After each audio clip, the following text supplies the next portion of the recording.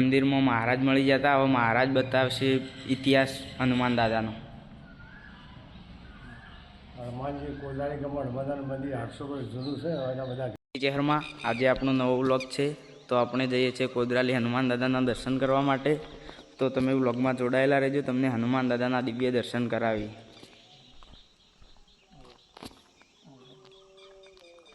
તો આ આપણો યાત્રાણાનો વળો છે. આમાં ચોમાસામાં વરસાદ આવવાથી પાણી આવે છે. આ વળામાં ફૂલ જ પાણી આવે છે. પુલ સુધી અડી રહે છે પાણી.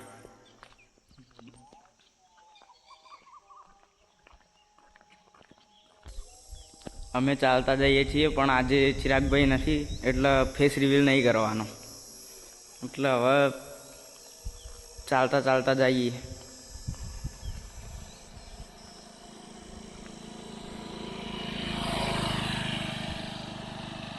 તો જુઓ, અમે રસ્તામાં જતા હતા અને અમને એક ગાય મળી ગઈ.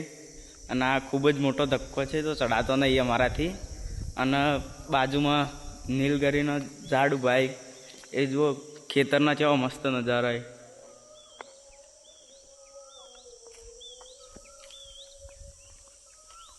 તો આપણે ઉપર ચડતા જ હતા અને આપણો ઓછો તપોવન દેખાણો. તો આમાં બગીચો હ મસ્ત લુક અંદર ઓછો તપોવનમાં.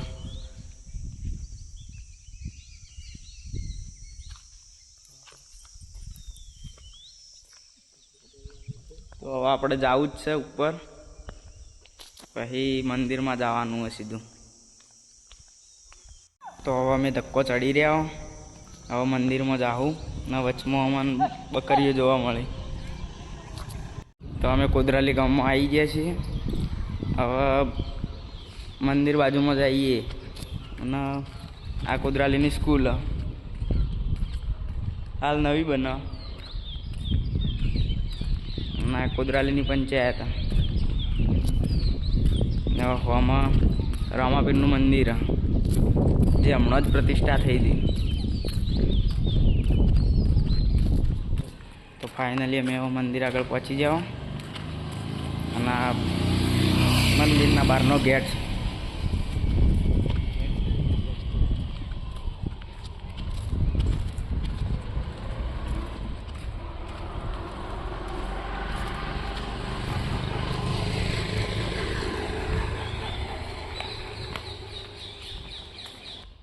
તો જુઓ, આ હનુમાન દાદાનું મંદિર.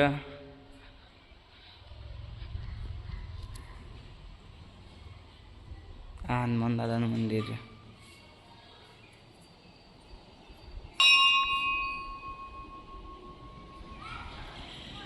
આ હનુમાન દાદાની મૂર્તિ આખી અલગ જ મૂર્તિ છે હનુમાન દાદાની.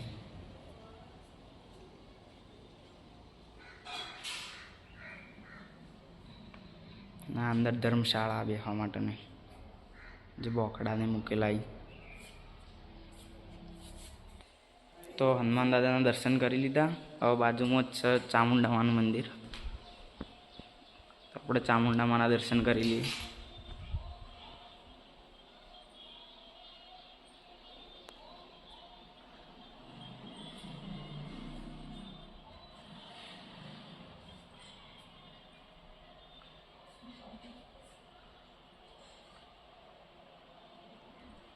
તો આ બાજુમાં મહાદેવનું મંદિર. તો આપણે મહાદેવના દર્શન કરી લઈએ.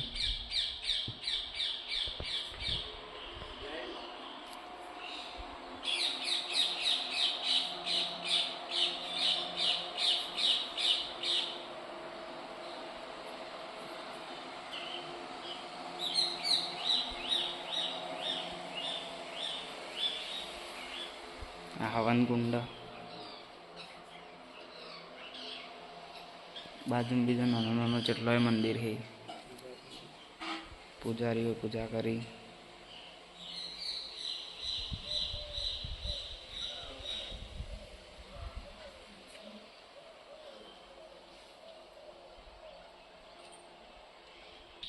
તો તમે આ મંદિરનું લુક જોઈ શકો છો.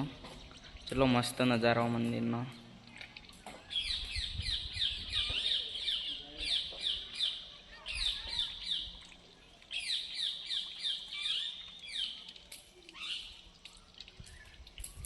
હવે આપણે ઉપર જાઓ, અહીંથી મસ્ત નજારો કેપ્ચર કરશો. તો હવે અમે ઉપર ચડીએ.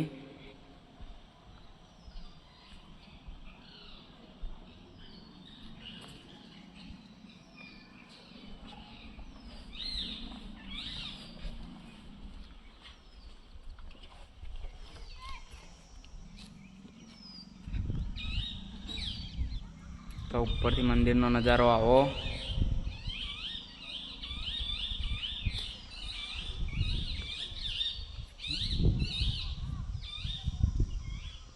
આ પાછળનો નજારો. હાલ મસ્ત વાતાવરણ. અને આ કોદરાલી ગોમ, નાનું ગોમ એટલે દેખાતું નહીં.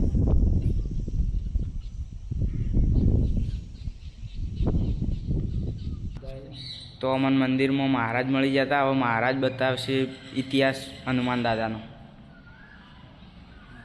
હનુમાનજી કોદાળી ગામમાં હનુમાનદાનું મંદિર 800 વર્ષ જૂનું છે. એના બધા ઘેડા માણસો એવું કેવું છે. હું અહીંયા પૂજા કરું છું. ઘેડા લોકોને કેવું 800 વર્ષ જૂનું મંદિર છે. અહીંથી પેલા જે ભણજારની પોઠોણી કરતી એ ભણજારામાંથી જતા હતા.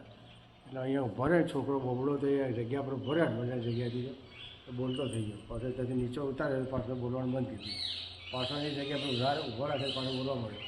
પછી બધાએ પૂછ્યું ભાઈ તું કોણ બોલે કે હું ભગવાન દાદા મારી મૂર્તિ છે ને છે મને હોય તમે પ્રગટ કરો જે છે મારે પડી કાઢો તો મારી મૂર્તિ છે ને છે.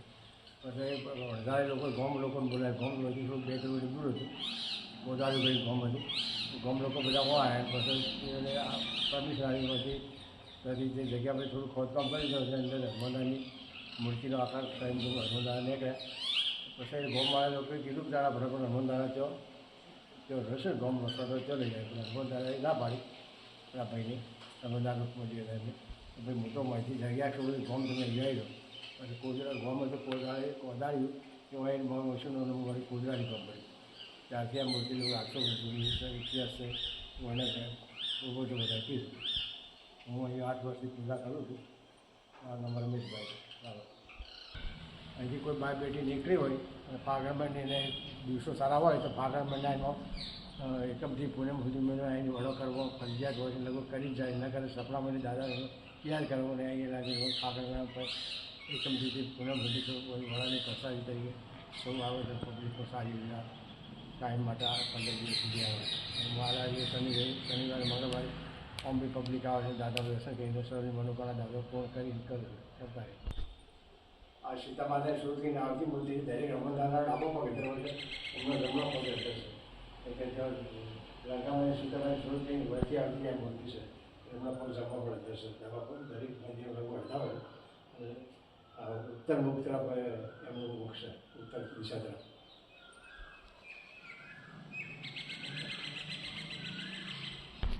તો અમને મંદિરમાં મહારાજ મળી જતા અને એમને આ મંદિરનો જૂનો ઇતિહાસ કીધો કે 700 વર્ષ જૂનું મંદિર. અને વૈકણ એક ભણજારા હેડી એવાનો છોકરો બોલતો નહોતો તો વૈકણ ચડાયો હતો એટલે બોલતો થયો હતો.